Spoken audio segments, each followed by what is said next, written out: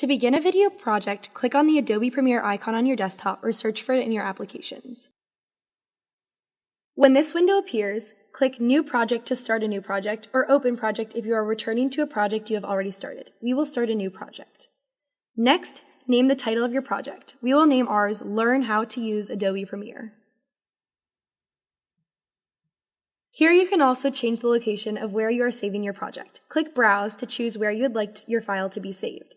If you are a UNC student, we recommend that you save all of your files in media storage, which can be found by clicking on Media Storage, then finding your onion, and saving it under the private folder. This way you can access your file from any computer in the Media Resource Center or library. Once you have picked a title and location, click OK. For basic projects, you do not need to enter a sequence name. We will be keeping our project under Sequence 1, so we can click OK to proceed.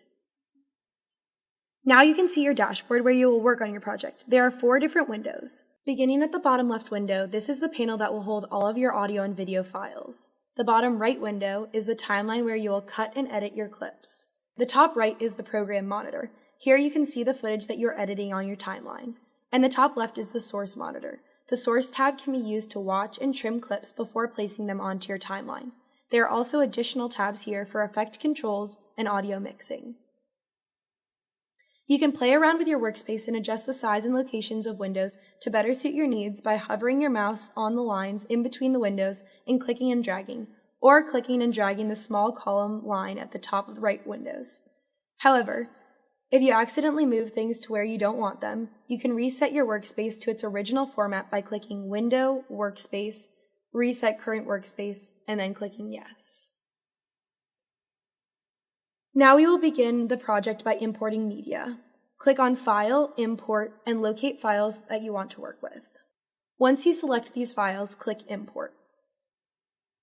In order to organize your files, you can create different bins by either right-clicking in the space of your media library and selecting New Bin, or by clicking on the folder icon at the bottom right corner of the window. You can rename your bins to better locate your files. Here we will create a bin for audio and a bin for video. Click and drag the files you want into their respective bins. Double-click on the first clip you want to work with. It should appear in the source monitor where you can trim the clip to your desired length. You can use your mouse to drag the marker where you want the video to begin. Press the spacebar to play and pause the clip. To cut the clip, press the letter I on the keyboard for in where you want the clip to begin, and press O for out where you want the clip to end. Now that you have shortened the footage, you can click and drag it to your timeline. When you drop the footage, a mismatch warning will appear. Be sure to always click Change Sequence Settings. If you only want the video from a clip or only the audio, you can click and drag from the film icon for video and sound wave icon for audio. You can also separate the audio and video from each other on the timeline by right-clicking the clip and selecting Unlink. Once the footage is on your timeline, you can more precisely manage the clip by zooming in using the plus key, and if you are too close, you can zoom out of your timeline using the minus key.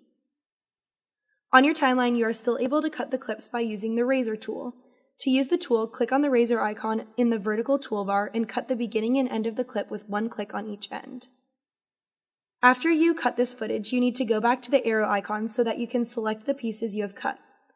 After selecting the piece you wish to delete, either press the delete key on your keyboard to remove that specific piece without moving anything else, or right-click and press Ripple Delete to delete the selected clip and move all of the following footage up. If you cut too much or too little, you can adjust the edges of your clip by clicking and dragging the edges with the arrow tool.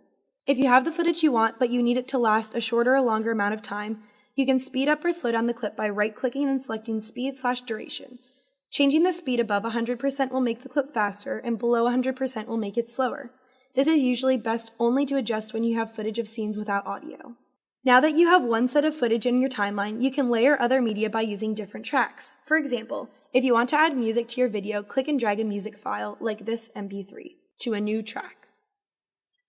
You can edit other tracks just as we did before, just make sure to have the track selected that you want to edit.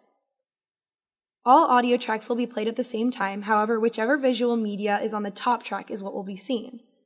For example, if you want to play a still image over top of your video, you can insert an image by clicking and dragging it onto the highest track on your timeline. Sometimes the image that you pick will not fill the screen. To fix this, right-click the image on your timeline and select Scale Frame to Size. You can extend its duration by lengthening the edges. As you can see, that transition was a bit abrupt. Rigid audio or visual transitions like this can be hidden by effects. To insert effects, select the Effects tab. You can browse through and play with all the different effects available. One very standard visual transition effect is the cross dissolve effect. This can be found by going to Effects, Video Transitions, Dissolve, Cross Dissolve. With any effects, you can simply click and drag them onto your timeline. You can shorten and lengthen them by dragging the edges. You can delete them by selecting them and pressing the delete key on your keyboard. Finally, you can insert a title or text over your picture by clicking on your timeline, clicking Title on your toolbar, New Title, and Default Still for a still basic title frame. You can name your title and then select OK. The box to create your title should pop up automatically. In this box, you can click and type your text over top of the image.